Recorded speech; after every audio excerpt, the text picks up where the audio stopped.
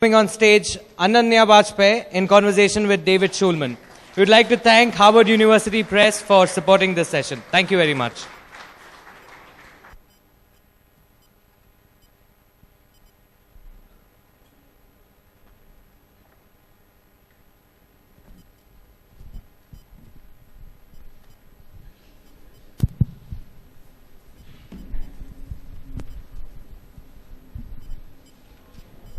Namaskaram. Good afternoon, everybody. My name is David Shulman. I'm nobody in particular. I teach Sanskrit and Tamil and Telugu and other things like that at the Hebrew University of Jerusalem in Israel. I'm going to briefly introduce Ananya Vajpeyi, whose book is the focus of this session. Ananya studied at JNU, at Oxford, and did her PhD at the University of Chicago. This year, she's a senior fellow of the American Institute of Indian Studies and an associate fellow at the Center for the Study of Developing Societies. And she's the author of a very unusual book. Here it is. There are copies, I believe, in the bookstore. It's called Righteous Republic. Listen carefully to the subtitle, Righteous Republic, the Political Foundations of Modern India. I want you to listen to that subtitle because it's about the political foundations, but the book offers a very unusual take on this kind of problem, if I may say so. I should tell you that I'm a kind of medievalist antiquarian, don't usually deal in modern India, but I found the book fascinating to read. I'm not going to try to summarize it in any sense, but I do want to mention two unusual features of this book. Here's a book about the political foundations of modern India, which focuses on the question of self, the modern Indian self. And this is a self which Ananya says is in crisis. So it's a book about a modern self, what it means to have a modern self, and a particular kind of modern crisis, perhaps not the usual kind that one so often hears about. And secondly, this is a book about a number of prominent names that we all know, Gandhi and Tagore and Abanindranath Tagore and Nehru and Ambedkar. And each of these major figures is seen in relation to some classical theme or term or concept. So this is a book about a modern self in a kind of crisis and about an attempt to make some sense of how these figures connected themselves to certain prominent themes, concepts, ideas in pre-modern India. So I'm going to begin by asking Ananya three questions. They're not simple questions, but it's a way to begin. I'd like to know, first of all, what self we're talking about, what it means to use a word like self. I'd like to know what the nature of the crisis is, and I want to know how do we find a link to the pre-modern past? How did you do it? How does one do it? Thank you, David.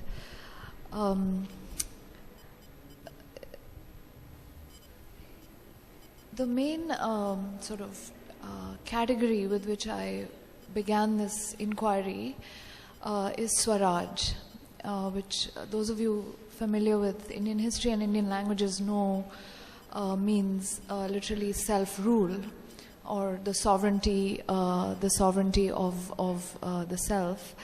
In my view, in the last century or so, we have written many histories of India's struggle for sovereignty. Most of our political history is about how India came to be a sovereign nation state and decolonized itself and broke free from the British Empire. But we didn't really have any sort of strong histories written or available of India's quest for the self, the swa in Swaraj, right? Because self-rule, Swaraj, always has these two components, self and sovereignty. And all of our history concentrated, it seemed to me, on the struggle for sovereignty. None of it really tried to map the quest for the self in modern India. So when you say self-rule, then what is self-rule the rule of, and what is self-rule the rule over, right? When Gandhi wrote Hind Swaraj in 1909, he talked about ways of being free and of attaining freedom, but he didn't really define what the swa is in Swaraj. And similarly, when Nehru wrote Discovery of India, then he really wanted us to launch into an inquiry into what India is, and he says as much in the book. So that is the self to which this book has reference, and we'll talk about that more as we go along. Tell me again the second question? Tell me about the nature of the crisis as you understand it. Right. The story that the book tells is about 5 sort of founding figures in the Indian nationalist period, including, as David said, Gandhi, 2 Tagores, the poet and the painter, Nehru and Ambedkar. And in my view, while they were all, we know they were all sort of prominent political leaders, they were mass leaders, or at least thinkers and artists, in the case of the Tagores, who had a mass appeal and who had a wide following in a sense. They participated in political activity and in political actions, but they also, I think, really had a contribution to make in terms of being genuinely engaged with and reflecting on the crisis in Indian politics and in an Indian political tradition, which was brought to a head by the colonial experience. But this crisis actually went much deeper. It was a crisis also being felt all across the arts, all across the fields of aesthetics, of philosophy, of the various knowledge systems, the various religious systems, and all sort of aspects of social and collective life in the 19th century, where Indians felt that they were no longer perhaps in charge of the ways in which they were living their lives, and they were losing their connections with a deep pre-modern past and a sense of cultural continuity, while at the same time they were not able to control their political destinies in the present, which is to say sometime in the late 19th and early 20th century. This feeling began to come to the fore. So this crisis, the sense of being under siege or being on the verge of losing something perhaps permanently, this gripped a number of thinkers and intellectuals in this period, not just those who were actively involved in politics, but also other kinds of intellectuals and artists. And you see a great churning in India in this late 19th century, first half of the 20th century, in that period. This is also when you have a lot of ideological churning and writing in places like Maharashtra. You have the Bengal Renaissance in the eastern part of the country. You have various kinds of movements for social equality and social justice, the non-Brahmin movements in the south. And of course, you have the nationalist movements which are going on pretty much all over India. And I try to see that there's a sort of common sense of crisis which is cultural, which is intellectual, which is political, which is aesthetic, which brings so many people together and involves them in a common political project of trying to rediscover, what India is, what it has been, what it should be in the future. And so it becomes more than just a struggle for independence. It becomes genuinely a kind of movement towards various kinds of self-discovery, self-determination. And in that, these 5 characters and many others play a leading role on account of their ability to engage with both the past and the present, and to think creatively about the future. And then maybe I'll ask a question that perhaps will focus the discussion a little bit. Sure. I want to go back for a moment to the self, but also in a way that sheds maybe some light on the question of continuity, which was the third question I asked you. How one reestablishes these continuities, So I was struck reading your book by the following fact. I think that in pre-modern India, insofar as one can talk about the self, which is, it's hard to talk about the self. There's a great psychoanalyst, Winnicott, who said that self is a word that knows much more about us than we know about it. It's hard to talk about the self. South Indian language is actually, it's not clear that there is a word that would actually fit that kind of concept, But insofar as we have an active notion of self in the pre-modern period, it seems to be a bifurcated, dual split kind of self. That is, there's let's call it something like the empirical self, the personal self, the self that is who we are and whom we recognize ourselves to be. But then there's a kind of metaphysical self, you might say, some deeper self which is foreign to us in a way, strange to our perception, So there's a kind of division, whereas in your book, you seem to be talking about a self that has somehow come together. These two selves have somehow interestingly coalesced. Is that the case? What would you say about that?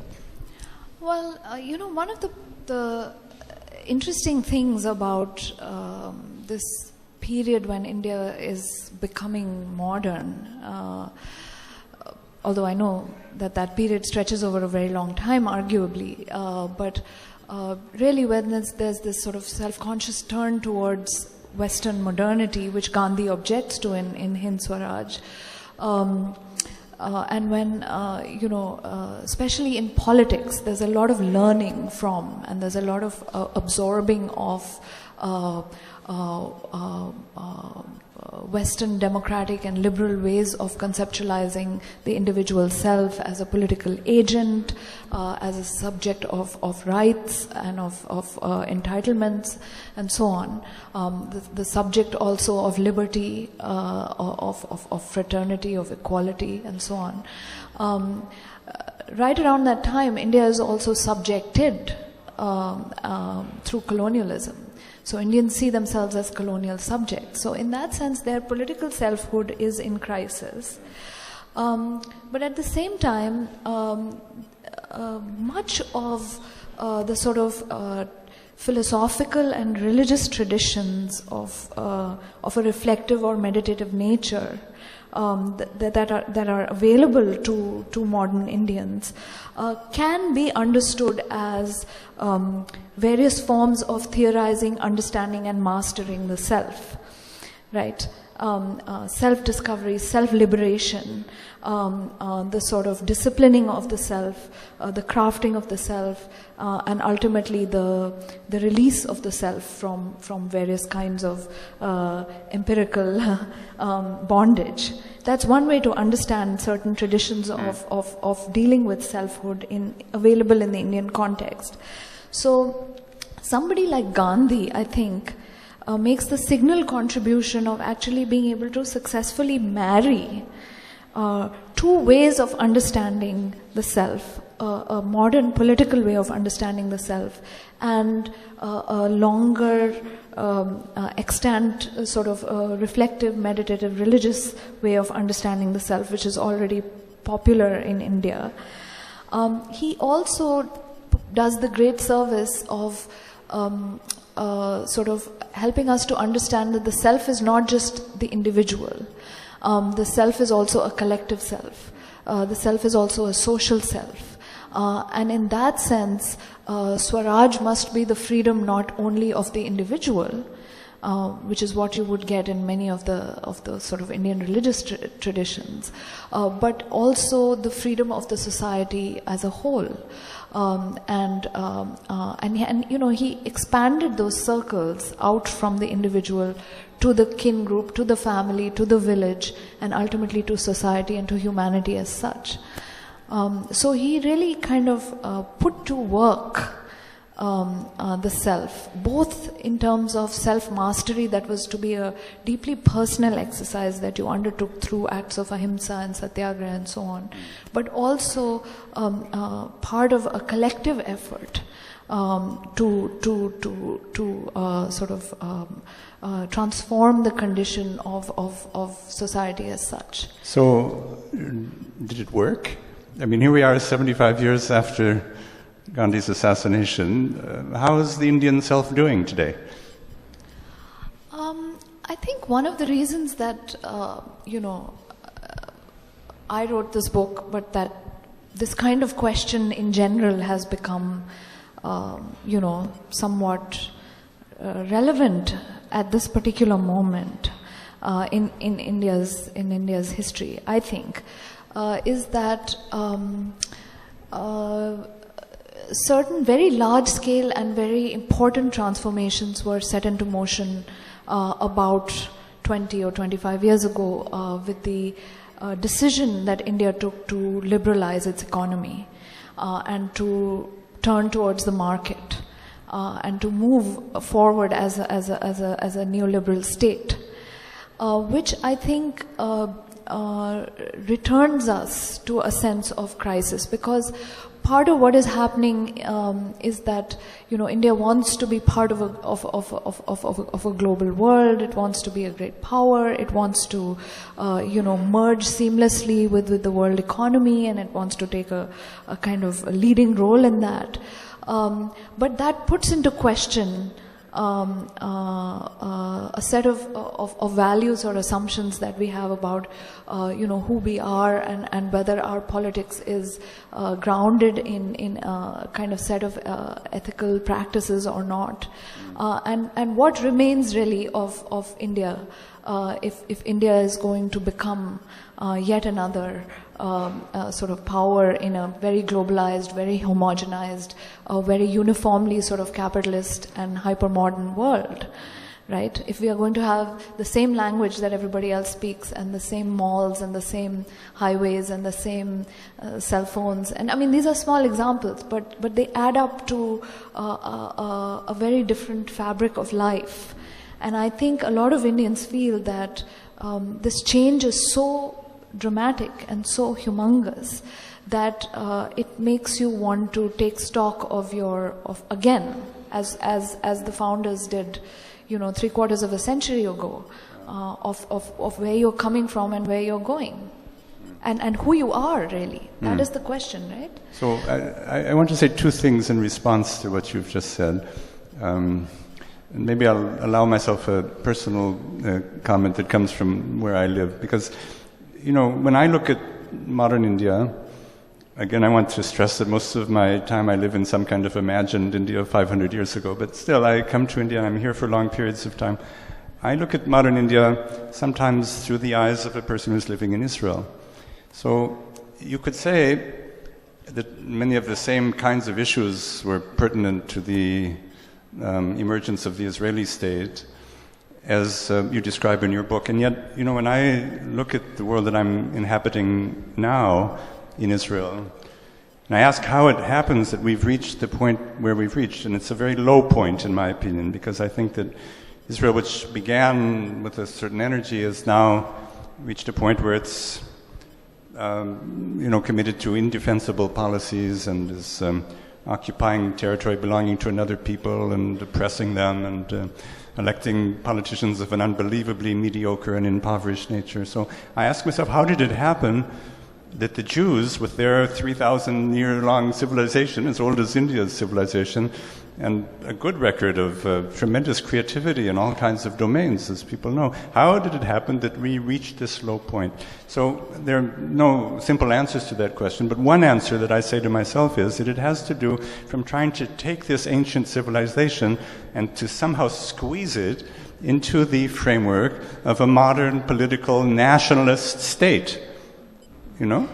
Because there's a vast distortion that has happened because of that, and it compromises many of the basic values of the tradition. If I look at India, I see a somewhat similar project, but at least, again, in my eyes as a stranger, a foreigner, maybe more a foreigner than a stranger, I see a kind of success story. So, although I'm sympathetic to your description of the ongoing issues and problems, I very much understand that. On the other hand, I feel that things have gone in some sense better than might have been expected. However, and this is the other point, I want to say that reading your book, I sometimes had trouble connecting it to my experience in the kind of Indian world that I inhabit, which is not much like the festival in Jaipur. I hang out in very remote, small places in South India, and I try to avoid speaking to people in English if I possibly can, and, you know, I wander around, and I see an immense continuity, which in some ways I think, how shall I say that, in some ways dwarfs the sense of a discontinuity or a break in the tradition, which is the point of departure in a way of your book. Not only that, in that world that I inhabit, I can see all kinds of issues related to what we're calling this self, whatever it is, but I have a sense of a kind of intact world which is continuing, you know, to change and evolve without losing touch with its medieval roots. So, in other words, I very often had trouble actually coming down from this kind of superstructure of the Tagores and Gandhiji and so on to the world of the rickshaw-wallas in Rajamundry. What do you think about that? Well, I mean, your point about Israel is well taken, and I think, you know, again, the comparison should not be restricted to India and Israel. We can think very usefully about the coming of a certain catastrophic modernity to China, to Iran, to Turkey, you know, to the Jews who then create Israel or recreate it as we know, depending on the position we take, and to so many other cultures which to Japan, right, which are both ancient and modern, right, and which have had a variety of different relationships to colonialism and imperialism, or to communism and Marxism, which you know, for the most part, you know, was not the direction that India took. So in each case, a kind of slightly different relationship is established between the new nation state and the past or pasts that are being claimed as rightfully the history of those nation states, right? And each of these cases is slightly different, and you could say the degree to which different modern nation states, and even if we just restrict our comparison to democracies, right, the degree to which they make peace with their past, or they're able to integrate different aspects of their past with different groups and claimants to the nation in the present, right? That degree of success is pretty varied across the board. And arguably, I mean, you could say that the Indian state has and has not been successful too. You know, it looks very different depending on where you stand, as being you know, schizophrenic, or being at one with itself, or being integrated, or being fractured, or being authoritarian, or being democratic, right? So it looks very different from Kashmir or from the Northeast, or even from Tamil Nadu, as it might look, you know, if you're in Maharashtra or Gujarat or the Hindi heartland. So that's a kind of complex picture, and I think I initially wanted to write this book in a comparative framework and look at actually several different countries, but it ended up being so difficult just dealing with India that's where it ended. That's where it began and that's where it ended. On the issue of continuity and discontinuity, and living traditions and extinct traditions, I think that also is a pretty complicated question. Because, in a sense, when certain decisions were made around independence, to go for democracy, to have a republic, to write a constitution, to enshrine the values of the French and American revolutions, and to learn from the Irish Constitution and so on. It would seem, and most historians, of the previous generation, just before mine, have actually made that argument very strongly, right? That India's political modernity has been derivative of Western liberal models, right? You're deferring from this strongly in the book, right?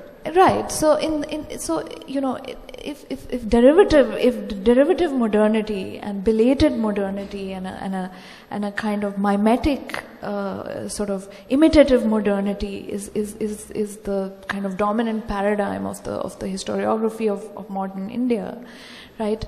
Then it kind of begs the question, what suddenly happened? Did Indians forget ways of being political and doing politics and dealing with the state and making states and organizing relations of power that they had before this? Did they suddenly forget everything?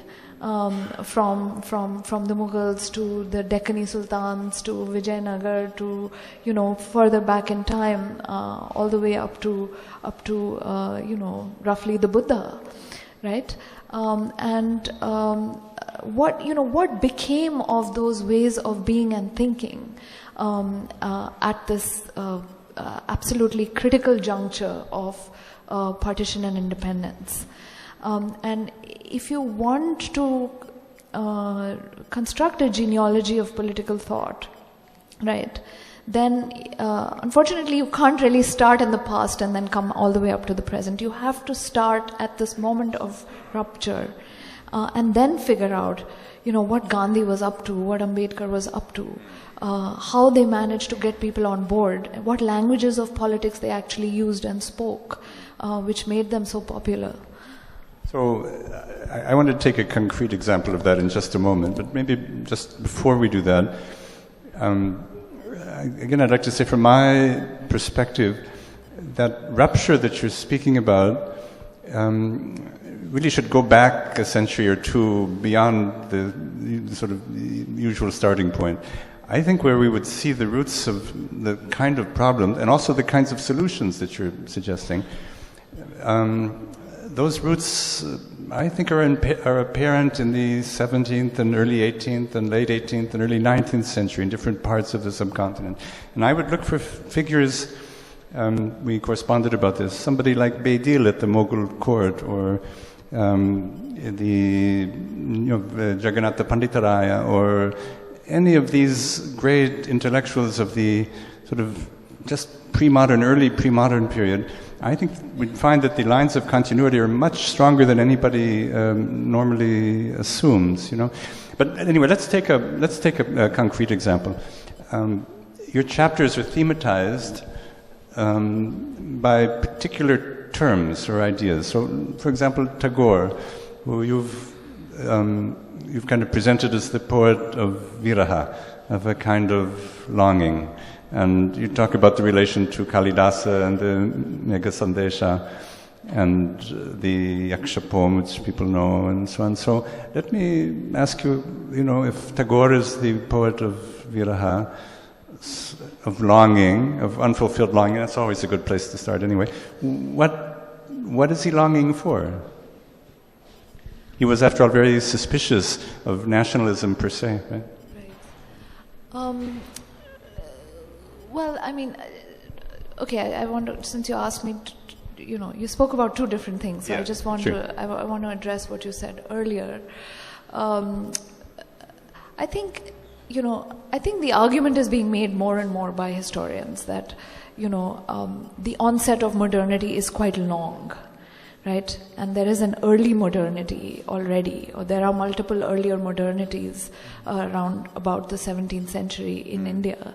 And we can read various different courts, different writers in different parts of India who are contributing to this sense of disquiet, of newness, of the contemporary that breaks with a tradition, and different intellectual directions being taken even before India is colonized. And I think that's a good way to look at it. But how those lines would have continued on into the future absent colonialism, we don't know, right? Where they would have led, we don't necessarily know. What we do know is that a certain kind of crisis is escalated and precipitated, and in the end almost sort of reaches a breaking point because of what colonialism does to extant forms of knowledge and of politics in India. Secondly, the question of the survival and the break in traditions is complicated because, as you know, I mean, nobody knew that there was a king like Ashoka, or that he had converted to Buddhism, or that he had been violent and then he became pacific, or that he had these edicts carved, or that he had been, a near contemporary of Alexander and Aristotle, or that he created sort of the first discourse of a political nature that you find on the Indian subcontinent, or that there were these pillars and these rocks scattered all over. None of that history was remembered in any sense till the 19th century. Sure. So if Jawaharlal Nehru is able to then pick the Sarnath lion capital or look at the Dhammachakra and put it at the center of the flag, right? That's because of a set of archaeological and philological operations which have taken place, in the time that India has been colonized. Sure. Just within a few decades before he becomes the first prime minister. So, you want to know what happened to that memory and what happened to that historical past, in the entire time between Ashoka and Nehru. Right? Where was Ashoka then? And did he mean anything to anybody? Right? So in that sense, the ruptures were pretty dramatic, and then the reconnection, the possibility of reconnecting to certain pasts, arises because of certain sort of modern disciplinary protocols of archaeology, linguistics, history, ethnography, and so on.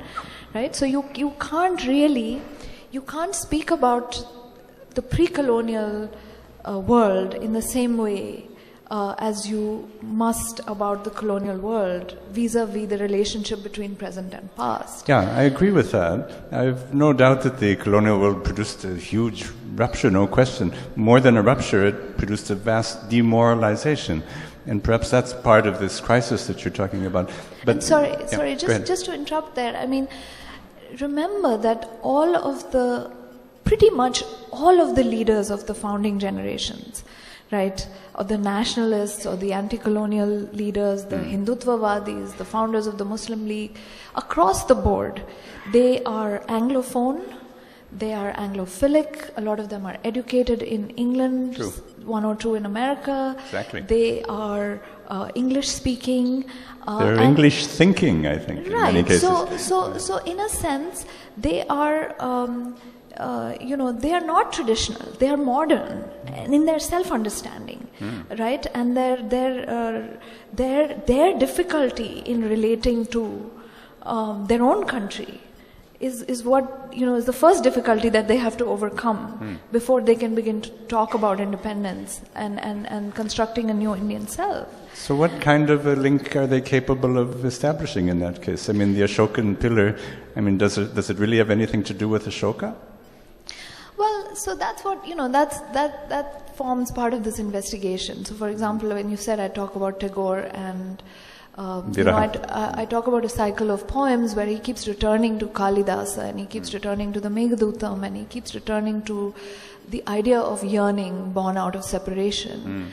Now, when you treat that as an aesthetic category in so much in so many Indian languages, not just in Sanskrit, but as a category in literature, in poetry, in the arts, then the entire strength of viraha or of longing rests in the fact that whether or not there is a reunion between the lovers or the beloved object and the person who is in the state of viraha is immaterial, right? The whole experience is actually embodied in the very yearning itself, yes. Right? Which doesn't ever conclude necessarily in union, because that would be banal almost. So actually, Kalidasa tells you at the end that it'll probably be okay.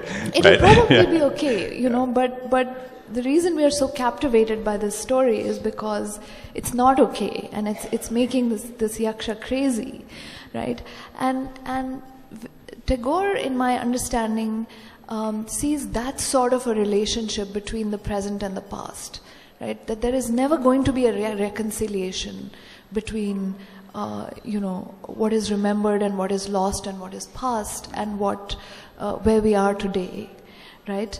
And I try to oppose that attitude towards time itself and towards historical time to a nationalist way of thinking, which is always future-oriented and goal-oriented. Yes. And in fact, about the achievement of a union with that which is beloved, right? Which could be the nation, or it could be, a certain condition of society, or it could be a certain ideal future, right? So it's a way of thinking about being in time and thinking or not thinking historically, which is why I think it's very ironic that Tagore gets called our national poet. And he speaks out against nationalism. He does that explicitly as well. Right. Yeah. But is it thinking historically or non-historically? You mentioned both of these as alternatives. He's thinking historically, but he's thinking historically in a way that finds some roots in an entire tradition of aesthetics. And of literature and of poetry, but militates directly against the values and the relationship to history that is dictated by nationalism, right? So in that sense, his opposition to nationalism is not just rhetorical. Yeah. It completely it's a part of his attitude and his metaphysics. And that's why I think he's a very, very important thinker for Indians to work with, as a sort of founding father. Because the critique of the state and of certain forms of power and of nationalism as such that he makes is not a superficial critique of violence or of aggression or of territoriality and so on, right? It's a stance towards our experience of living in time as such. It's a stance against an instrumental use of values in that form, right? In that sense, actually, you've given a very original reading of Tagore, I think. Suddenly, he seems to have a kind of ironic dissonance, which is what one associates with a modern poet, like, let's say, Kavafi or Pessoa or somebody like that. Right. On first reading, it's a little unusual to think of Tagore like that, but actually there's something rather striking about this way of interpreting him. Right. I think, Ananya, if you agree, we have another 20 minutes. Yeah. And we thought that because these are topics of, tremendous power and complexity, we might open up the session at this point and respond to questions from the audience. Before we do that, I just want to mention one more thing that you brought up. You said, why is Ashoka important to Nehru, right? Or is it just a set of empty symbols of the Mauryan Empire that he tries to recruit to the project of nation building because they have a certain grandeur and a certain age and so on? But I don't think it's that simple. I mean, I think that through the figure of Ashoka, whom we may know very well or we may not know very much about at all, right? It doesn't matter. What we are trying to indicate is the aspiration towards an ethical polity, right? A form of doing politics that is grounded in, the benign and pacific nature of sovereignty, right? And trying to create certain restrictions on violence and on the state's monopoly of violence, right? All of that can be read into the figure of Ashoka and into the discourse in his edicts. Yeah. And I think, in a very telegraphic form, right? That is the desire on the part of the leadership in the Constituent Assembly debates, right? That we aspire to the highest form of non-violent power, right? And of benign and pacific sovereignty, and not authoritarian power and not dictatorial power and so on and so on. So this is a very interesting point because although I agree that ideal must have been there with the writing of the Constitution in that particular moment, to think of a kind of classical or medieval Indian model of politics as primarily benign and pacific is a bit strange. Actually, normally in pre-modern India, politics was felt to be a domain of immense violence, where the big fish eat the little fish and things like that. That is, there's an inherent quality of violence. Because of that inherent violence also, some people would say that the whole domain of the political was somehow, well, I'll use a big term for it, you'll forgive the term, was somehow de-ontologized. That is to say, it became a domain where primary values were not going to be tested, Right. So in that sense, you're describing something which feels like it's a very powerful discontinuity, a very modern stance, actually. Right. It's an interesting point. Again, I try to make that point in the book that, both those ways of thinking about power as being instrumental and as being idealistic, as being pragmatic and being, normative, are available within, the same Mauryan moment through the figures of Kautilya on the one hand and Ashoka on the other hand, right? And it's not a question of developing this as a theory of state. All that Nehru has to do is indicate, right, through the regalia of the modern state, right, that we have political traditions and that they have these potentials within them to be instrumental or idealistic as necessary, right, and that there is a prestige in the antiquity of those traditions in and of itself. The antiquity confers a certain prestige. But it also says, for all we know, the Arthashastra was written at the same time as Aristotle's Politics, right? Probably a little later. The reality or the imaginary nature of these claims is not as important as the fact that they get made at a time when everybody's trying to think very hard about what India has been, what India can be, and where it is at the moment. Yeah, I'm sure that's true. Let's take some questions from the floor. Hi, is it working? My question is to you. You talked about self. You have to speak louder, so we can't hear you. We talked about self. You talked about self. You talked about self. Okay. That our founding fathers were successful because they were able to merge the self of a person's self to the country's self, a group basically. Right. So did we make a mistake somewhere there due to which right now the politics which we have of corruption or people are unethical, that they think about that self only on their own self, not about that group self? What did we do wrong there that we are in such a condition?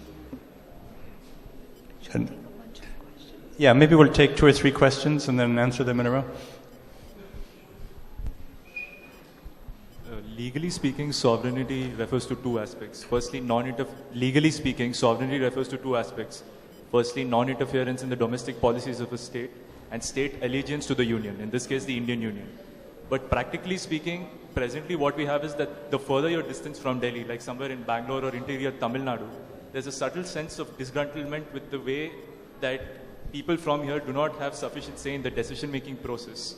And it's become a way of life and a way of compromise, stating that because India is a union of states, we have to owe allegiance. What is your take on this? Okay. Maybe one more. Yeah. Can we take another one? Yes, we'll take one more. Here. It just strikes me that, we are at the same crossroads of a similar kind of crisis that was probably 75 or 100 years ago, with probably just 2 or 3 things missing. One is really tall ethical leaders, and also a sense of the so-called national self. Are there lessons from the past, again 75, 100 years ago? Are there any historical references to really take lessons from to move forward from this crisis? Okay, Ananya, please. Okay, the first question you asked was about, selfishness, I guess. This is not a, I don't mean to suggest that, 3 generations ago, people were just engaged in selfless service and thought only of the nation and put the nation first people like Gandhi worked very hard to inculcate that kind of public spiritedness, right? And that sense of, seva and sort of service and sacrifice and, trying to think about a cause that is larger than your individual interest and so on.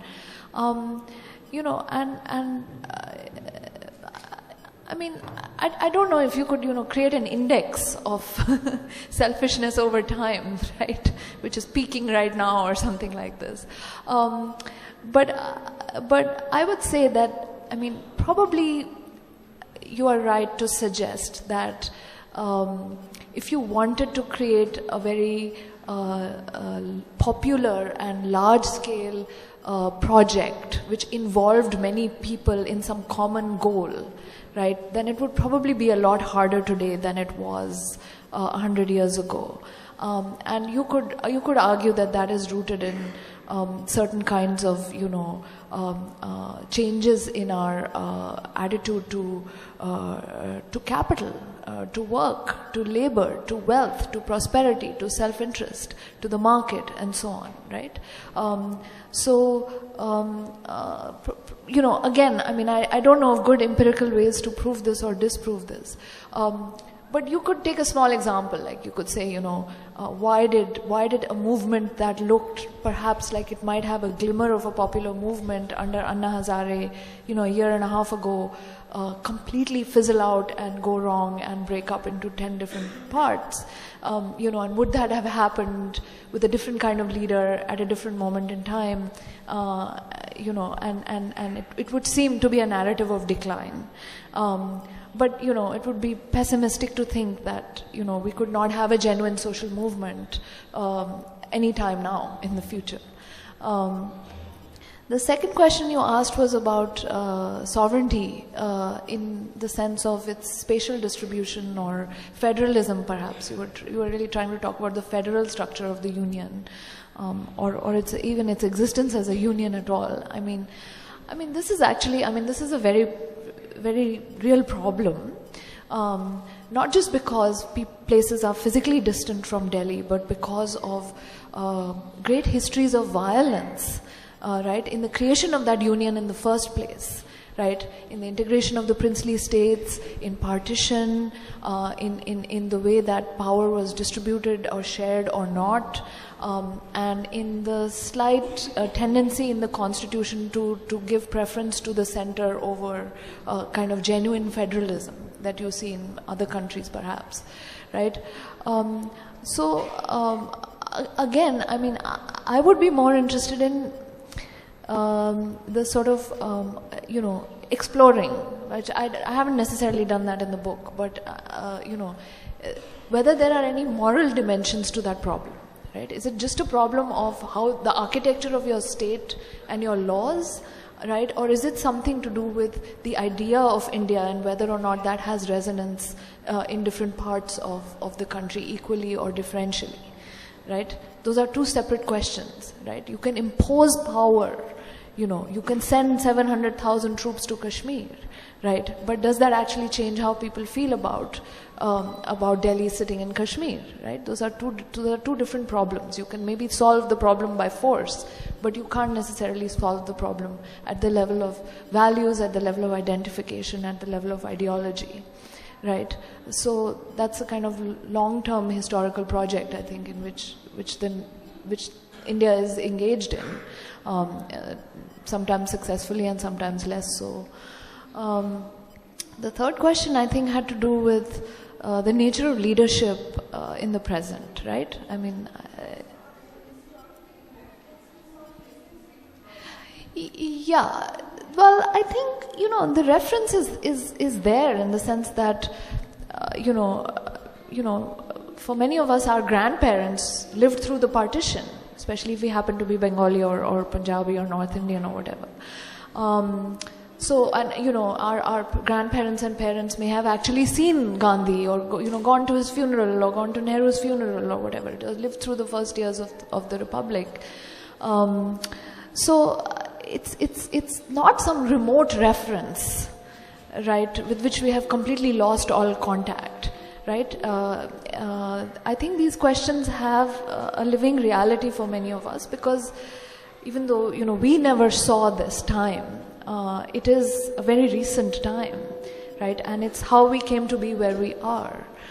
So certainly there's something to be said for learning from, the genuine kind of engagement with questions of self and sovereignty that took place in this country, less than 100 years ago, over a long period of time, over 60, 70, 80 years, and which involved men and women. It involved people of all castes, of all religions, and people who were willing to do their bit of thinking and acting, in this kind of common project, driven by a common sense of crisis.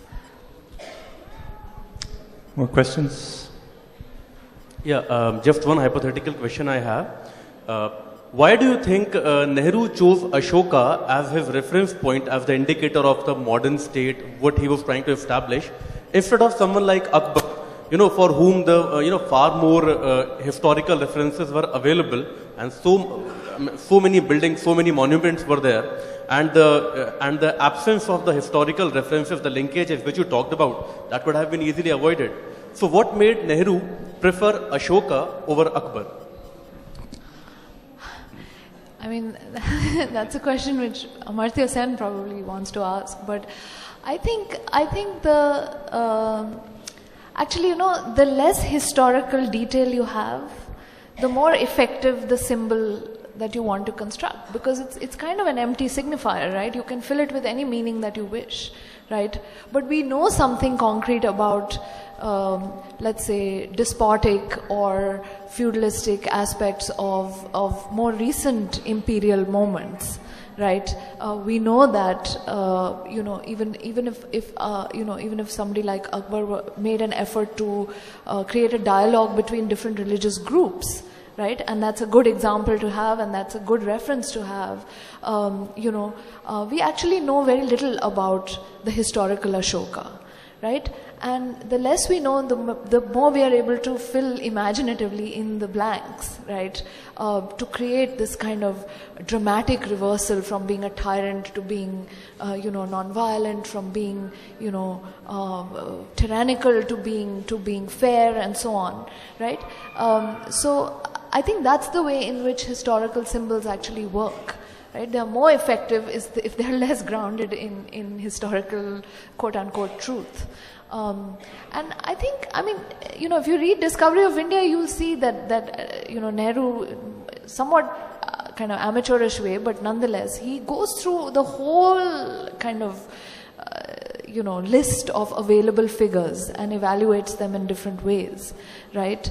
But as the leader of the new nation, he has to make certain choices, and there are others around him who help him to make those choices.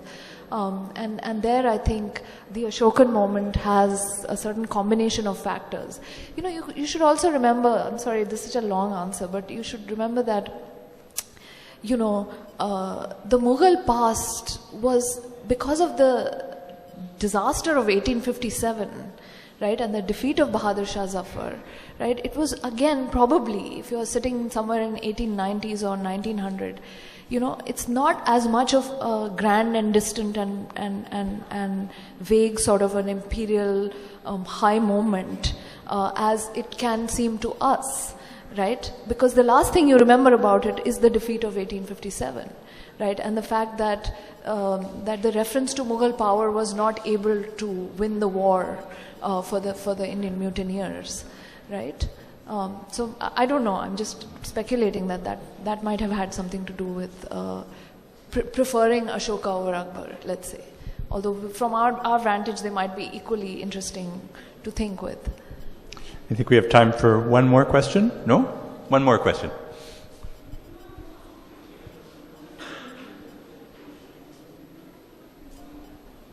Hello.